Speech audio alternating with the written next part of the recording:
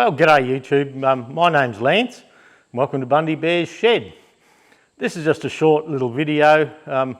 Look, it's about probably nearly half an hour, but I got a load of Massey Ferguson tools from a place where I've bought tools in the past, and I'll just take you over the bench and show you the tools that we've got.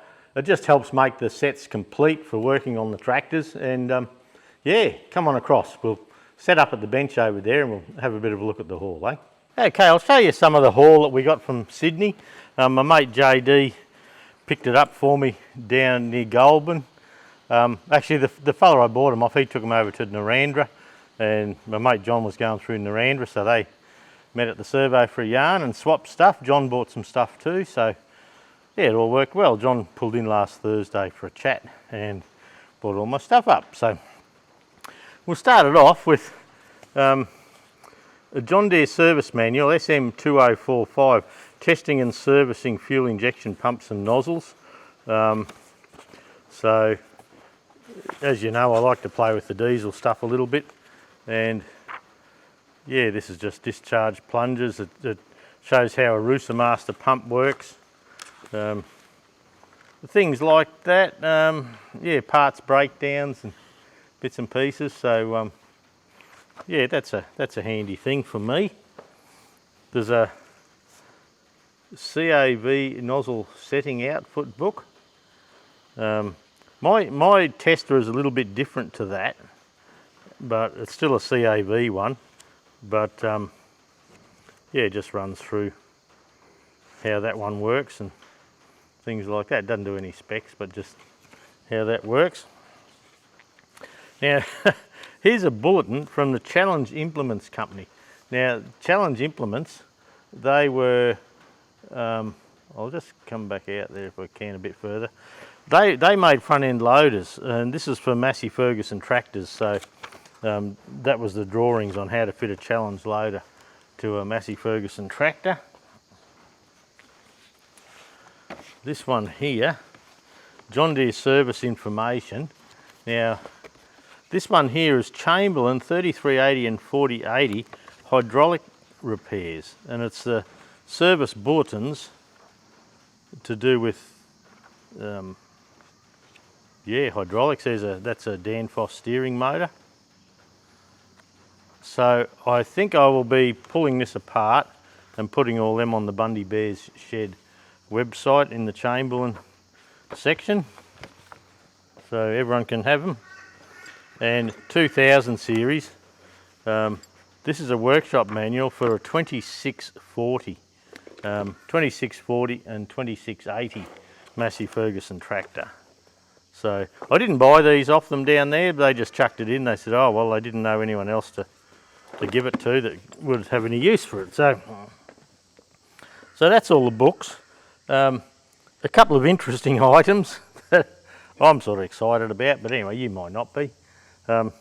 This is manufactured by Coxhead Industries Engineering Company, Collingwood, Victoria, Australia. And this little fella here, that's a ring groove grinder. Now, what would happen, there's a couple of screws missing here, and there's one there that we can use as a guide to work out what it will look like. And I'm going to restore this. Look, I just liked it. Looks like it had a chrome handle here and there, and yeah, look, it's just a good thing. And you would put a piston ring, you know, sitting them in against these two pieces there, and the gap of the ring, you could turn it and square it up, or you could turn this around and put an angle on it, or just adjust your ring gap. And look, just a nice old tool that you never see. It was a bench mounted one, so it looks like an easy restoration, and I don't know, I just liked it. So you can hear it needs a bit of a service and a lube up, but yeah, by the time we bead blast this up here with the glass beads and clean all this up and probably paint it again.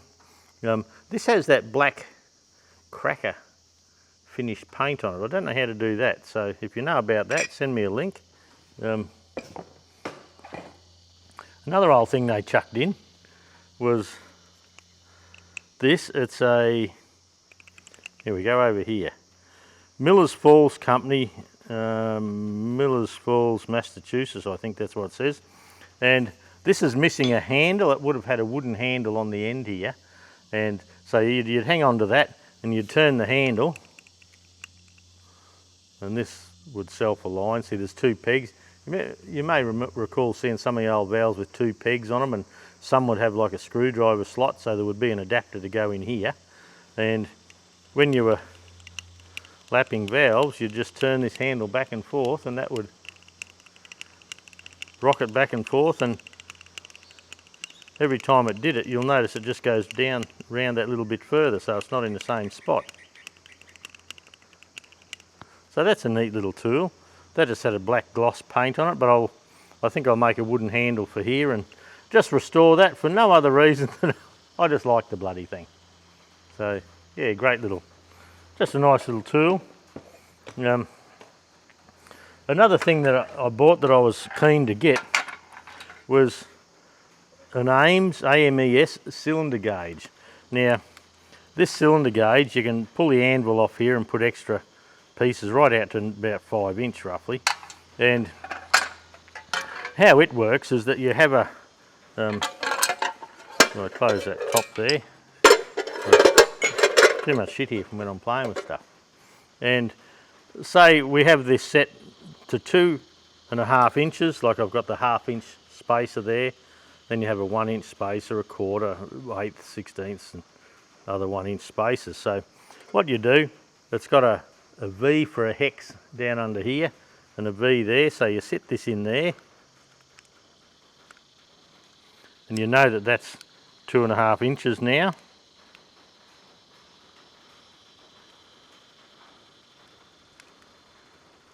So I can get him in there.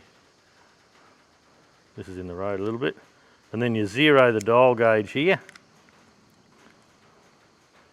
You zero the dial gauge so you know it's zeroed at 2.5 inches. And then when you put it down a bore, these two surfaces down here, they sit on the edge of the bore, and then this fella here, he can slide forth. So when you slide it down the bore, if these are running parallel with the bore, which they just about have to be, this will centre itself. And if you've got it set for 2.5 inch, say, which would be a TE20 lift cylinder, to see if it was out around, you'd come in one way, then you'd come in another way, and you'd look down the bottom of the bore and look up the top of the bore, and that would give you your, it's in thousandths of an inch, and that would give you your run out or your taper or whatever. And then this hand piece here, it can then screw onto there, and then that gives you the length in the tool to get right down the bottom of a bore. And I just like that, lovely little tool, satin chrome, so that will get a tidy up, and I got nothing particular to do with it, I just liked it. So that'll get a tidy up and a polish up, and get all the dust and dirt from sitting for years off it, and that'll go into the kit for tools for doing whatever we get up to. Now, there's a couple of deglazing hones here, and the kit I bought off the old fella was mainly hydraulic tools, but there was other stuff that they just didn't know what to do with. So this is a 2.5 inch flexi hone, and this here is for the 2.5 inch one. That's for your TE20s, early 35 hydraulic lift cylinders. You'd put it down there and you'd run him back and forth with a bit of kerosene or WD-40 or probably CRC in my case. And that would not deglaze it, but it'd take any marks off it and just clean it all up for you. So there's a 2.5 and a 3.5, so that goes to most sizes. The later pistons, hydraulic cylinders were 3.5 inch. So there's two of those. And they also threw in a brake cylinder home, which I already have. This tool here, this is a Massey Ferguson tool. I have no idea what it does. It's MF383, made by Churchill.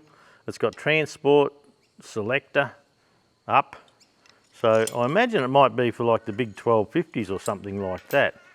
And you know, it looks like you've got a little pin here that can lock selectors in. I have no idea. I can't seem to find it anywhere. I haven't had a really good look though.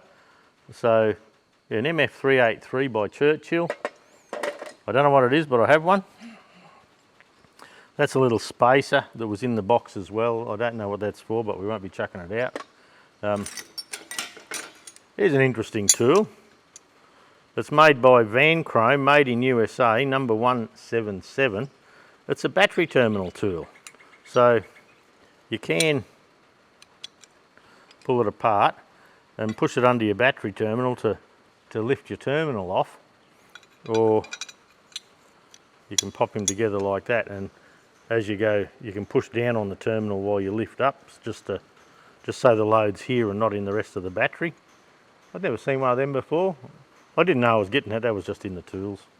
And the other thing is it's a set of valve spring compressors for like a side valve engine, little Briggs and Stratton by the look of this. They're very narrow here, but you can adjust the screw in and out while you go. So I did have another one of these somewhere, but I think I passed it on with a few tools because I wasn't using it. But look, now I have another one. Lucky me. There was a couple of stand pipes and things like that there, which is of little consequence. I've got a clutch aligning tool, the New Day company, MFN 753. I don't know what that's for. It's probably just a standard dual Massey clutch. Now, I've got double ups on some of this stuff now. So this little wedge here, MFA 270B. Now, they go in and hold your dash pot and that back while you set the hydraulics. But the old fellow, old Bill, he must have made his own over the years. And so, and what I think happened was he made his own tools, and then later when the Massey Ferguson dealer in their area, which was Griffith, closed, they offered him all the workshop gear, so he took it all on. And so he probably started off with a couple of these, and here's a spare one that he made. And look, it'll do the same job. Then later on, he got the proper tool. So that's a very easy tool. I should get someone to help draw them all up. This fella here, I'm not sure, Churchill MF359. So I'm not sure what that does. Another interesting thing is where you take your little top cover, you know, your right hand top cover where your standpipe comes up in. Doing the later tractors, you could get down one of the holes there and adjust your hydraulics and your hydraulic pressure. So it looks like what he's done here, he's got just a Stanley Phillips screwdriver, and they've got a 7/16 UNC bolt and a lock nut here. And so what it looks like they do, take the top cap off, and look, it may have even been to leave the cap on and adjust the pressure. And this nut here, yeah, that would come down, you'd screw that down in, then bring this nut down to hold the top cover in place.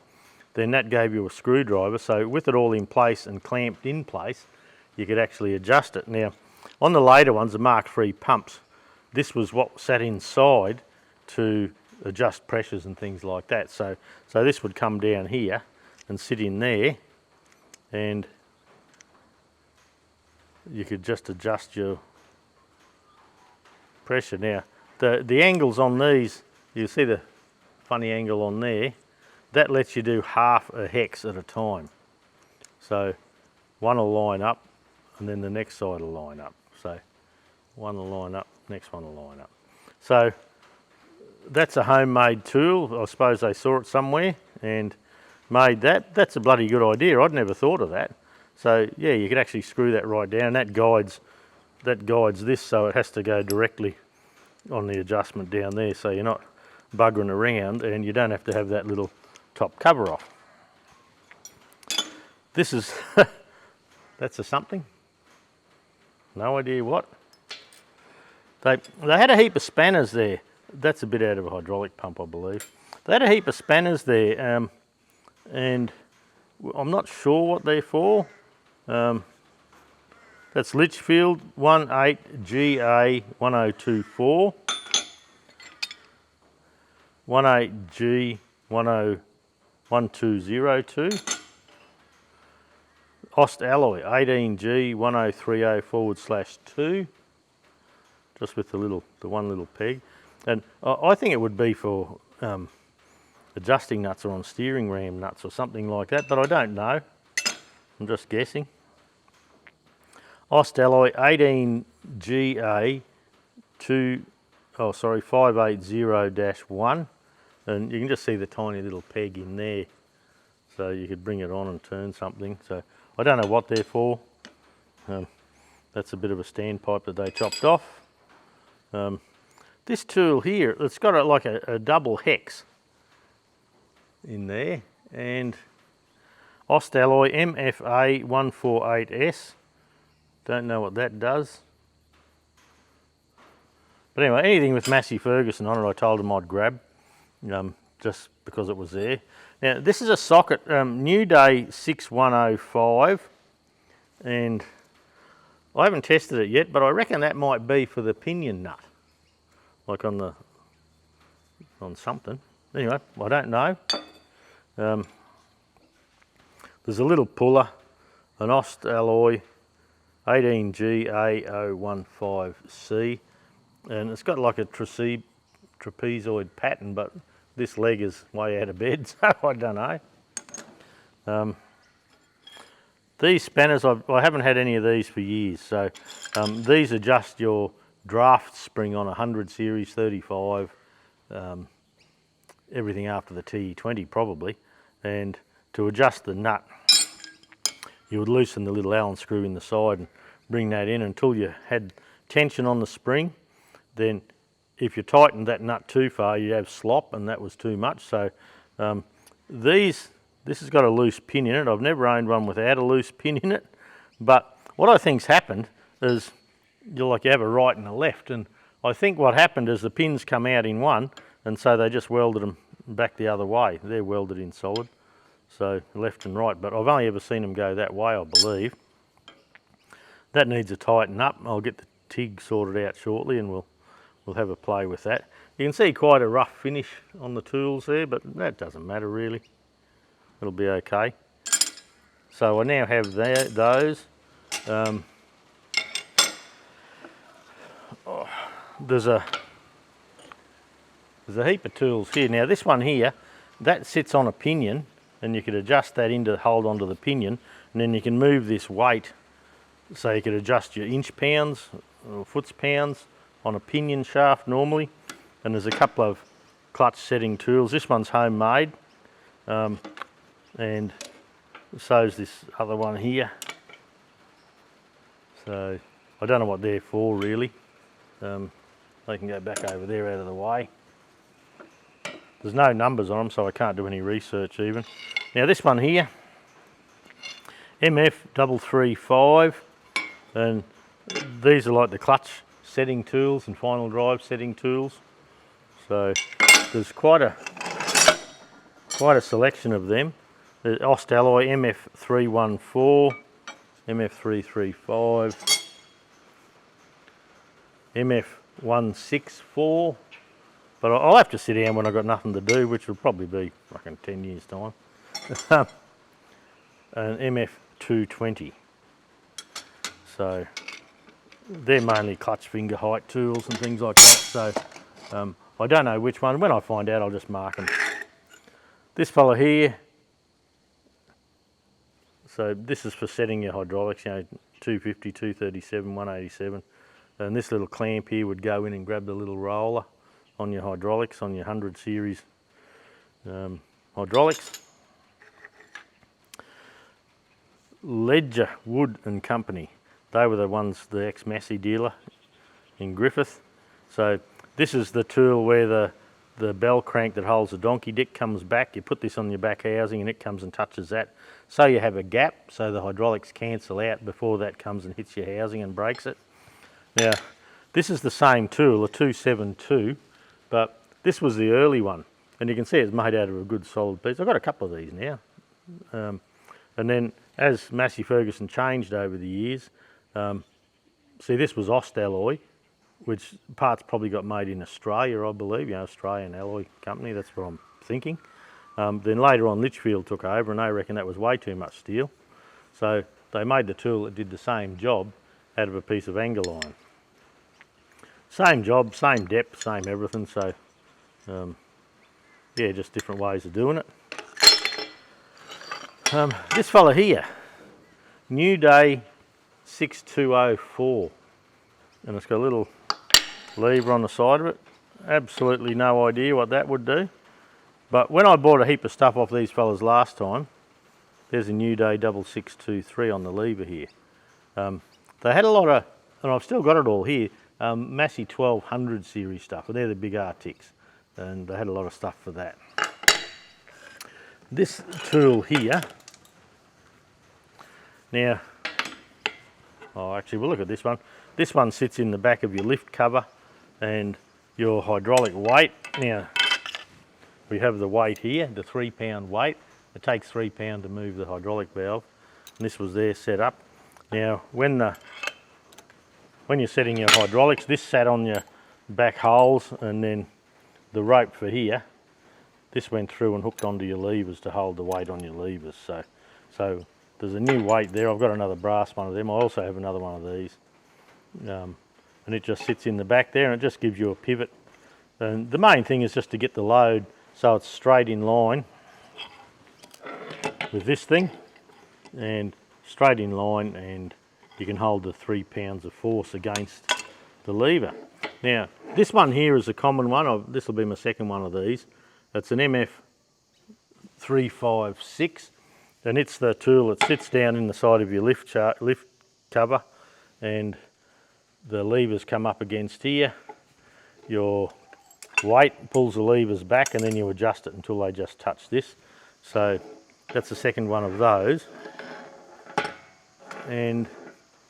But this one here, look, it's a very similar tool.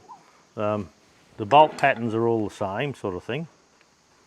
So, but this is different. It's got a plunger there, which I'm not sure about. And this here was out of it, and I put it back in. And you can see where there's a pin here, and something's happened with the holes there. They've been elongated. There would have been a countersunk screw there at one stage. But anyway, they must have gave them trouble, and they've welded the back of it there.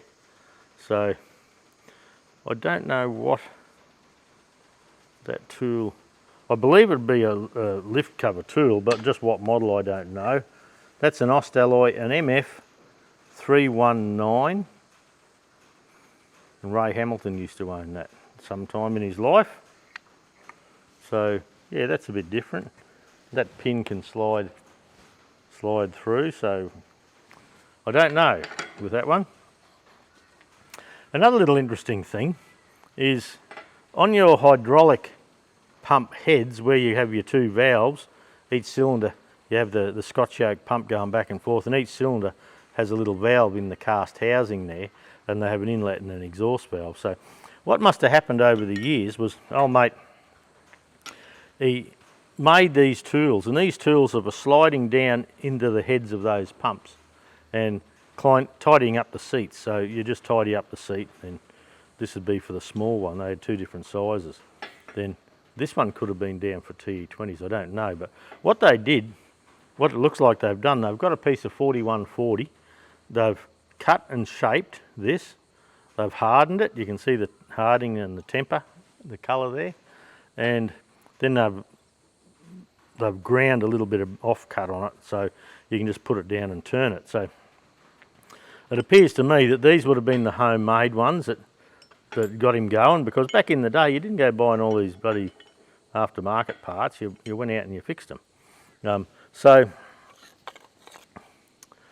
what also came with the gear was this tool, and this does the same thing. This goes down and centralises in the housing.